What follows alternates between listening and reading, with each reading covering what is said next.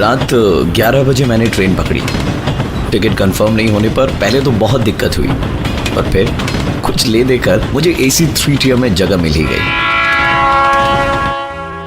बचपन से ना मुझे ट्रेन का सफर बहुत अच्छा लगता था, इसलिए जहां तक पॉसिबल होता मैं आउट ऑफ स्टेशन जाने के लिए ट्रेन का ही इस्तेमाल करता।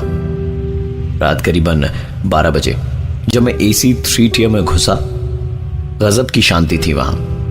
कभी ट्रेन की आवाज मेरे कानों में आती और जब उससे ध्यान हटता तो कंपार्टमेंट में सोते हुए लोगों के सांस लेने की आवाज आती। मैंने फटाफट अपना सामान एडजस्ट किया और सोने के लिए बिस्तर बना लिया। नींद मुझे बस आने ही वाली थी कि किसी ने मुझे नींद से उठाया। आधी खुली आंखों से देखा तो सामने TC खड़ा था, मेरी टिकट मांग रहा था। मैंने अपनी टिकट दिखाई और साथ ही नजर उसके नेम प्लेट पर गई, जिधर लिखा था A श्रीवास्तव। ताज्जुब की बात यह है कि रात 1 बजे उन्होंने सिर्फ मेरी ही टिकट चेक करी और कंपार्टमेंट से निकल गया। आती हुई नींद के बीच में अगर कोई आपको उठा देना तो फिर से नींद आने में बड़ी दिक्कत होती है। मैं अपनी सीट से उठा और बाथरूम गया। ट्रेन करीबन 110-120 किलोमीटर की रफ्तार से चल रही थी। बाथरूम करते वक्त मैंने एक दस्तक सुनी। शायद यह दस्तक कोई बाहर से बाथरूम के दरवाजे पर दे रहा था, लेकिन अगले ही पल मुझे अपनी आंखों पर यकीन नहीं हो रहा था, क्योंकि यह दस्तक कोई चलती हुई ट्रेन के बाहर से शीशे वाली खिड़की पर दे रहा था और वो हाथ मैं साफ तौर पे देख पा रहा था। इससे पहले मैंने आज तक अपनी लाइफ में कभी भी इस तरह की कोई चीज एक्सपीरियंस नहीं करी थी। मैंने तुरंत बाथरूम का दरवाजा खोला कंपार्टमेंट की ओर जाने के लिए। बाहर TC A श्रीवास्तव मिले, जिन्होंने मुझे देखते ही कहा, कब से खटखट कर रहा हूं, लाइए टिकट दिखाइए। मैंने कहा, अभी तो टिकट दिखाई थी आपको 10 मिनट पहले। गड़बड़ हो जाती है, उम्र हो गई है ना। जाइए बर्थ नंबर 35 पर लेट जाइए।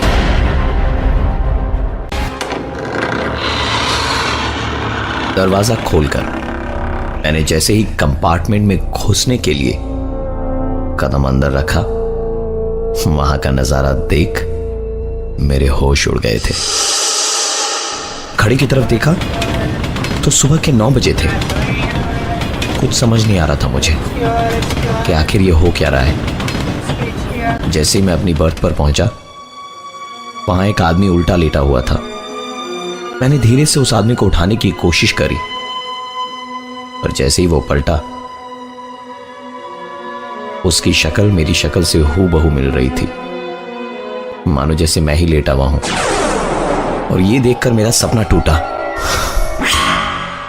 मैं अभी भी बाथरूम में ही था और बाहर दरवाजे पर हो रही थी दस्तक। दरवाजा खोला तो सामने थे A श्रीवास्तव, मेरी टिकट चेक करने के लिए। टिकट दिखाकर मैंने घड़ी की ओर देखा। रात के 1:30 बजे थे। कंपार्टमेंट का दरवाजा खोलने से मैं डर रहा था कि कहीं मेरा देखा हुआ सपना सच ना हो जाए। कंपार्टमेंट का दरवाजा खोला तो मेरी सांस में सांस आई। सब पहले जैसा था। कभी ट्रेन की आवाज आती तो कभी लोगों के गहरी सांस लेने की आवाज। दबे कदमों से मैं अपनी बर्थ की ओर बढ़ा। मेरी बर्थ पर पहुंचकर सोते वक्त मैंने जैसे ही करवट बदली, मेरे सामने की बर्थ पर एक बच्चे को बैठा हुआ देखा। मैंने कहा, सो जाओ बेटा, रात बहुत हो गई है। सुनकर लड़के ने कहा, अंकल मेरे पापा नहीं मिल रहे हैं, आपने मेरे पापा को कहीं देखा क्या? मैंने जब उससे उसके पापा का नाम पूछा तो वो लड़का बोला, A श्रीवास्तव।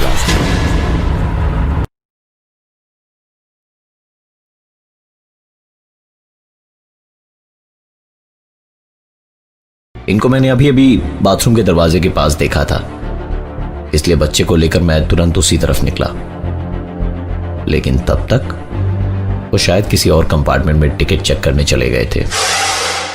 बच्चे ने कहा, अंकल मुझे बहुत जोर टॉयलेट लगी है, आप प्लीज 2 मिनट रुकिए ना। इतना कहकर वो बाथरूम के अंदर चला गया और मैं बाहर रुका रहा 5 मिनट तक। जब वो बाहर नहीं आया तो इस बार मैंने दरवाजे पर दस्तक देना शुरू किया।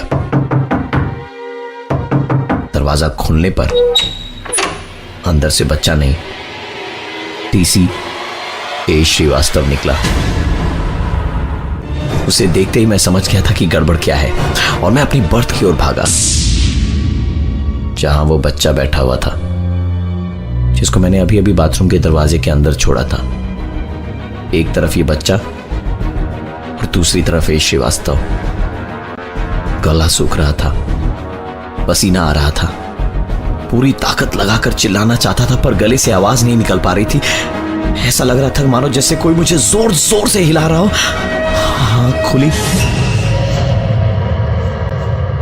तो ये कोई और नहीं, मेरी बीवी थी और मैं अपने घर में ही था, किसी ट्रेन में नहीं। मैंने जो कुछ भी देखा वो बस मेरा सपना था। मैं और मेरी बीवी मेरे इस सपने की बात कर ही रहे थे कि मेरे 4 साल के बेटे की नींद टूटी। मैं उसे बाथरूम ले गया और बाहर खड़े खड़े अपने सपने के बारे में सोचते हुए 10 मिनट कब निकल गए पता ही नहीं चला। इस बीच मेरा ध्यान ही हट गया था कि मेरा बेटा बाथरूम के अंदर है। जैसे ही मुझे ध्यान आया मैंने दरवाजे को खटखटाना शुरू किया, लेकिन मेरा बेटा अंदर से कोई जवाब नहीं दे रहा था। मैंने और जोर जोर से दरवाजे को खटखटाना शुरू किया और इसी खटखट से मेरी नींद टूटी और देखा तो पाया कि मैं घर पर नहीं, ट्रेन में ही था।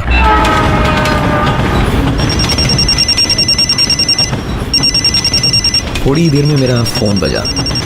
देखा तो फोन मेरे घर से था। जब मैंने उठाया तो दूसरी तरफ से सिर्फ रोने की आवाजें आ रही थी। ये मेरी बीवी की आवाज थी। मैं चिल्ला चिल्ला कर उससे पूछ रहा था कि तुम क्यों रो रही हो, आखिर हुआ क्या है।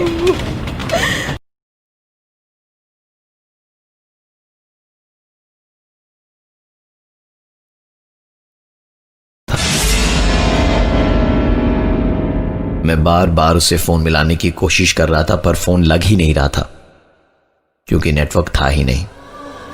इधर मैं ऑलरेडी बहुत परेशान था और दूसरी परेशानी मेरे ठीक बगल में खड़ी थी और मुझसे पूछ रही थी, अंकल मेरे पापा मिले या नहीं। अब की बार मुझसे रहा नहीं गया और मैं चीख पड़ा उस पे, मर गया तेरा बाप, कब से परेशान करके रखा है, कभी इधर तो कभी उधर, कभी उधर तो कभी इधर, तेरा टिकट चेक नहीं किया तेरे बाप ने।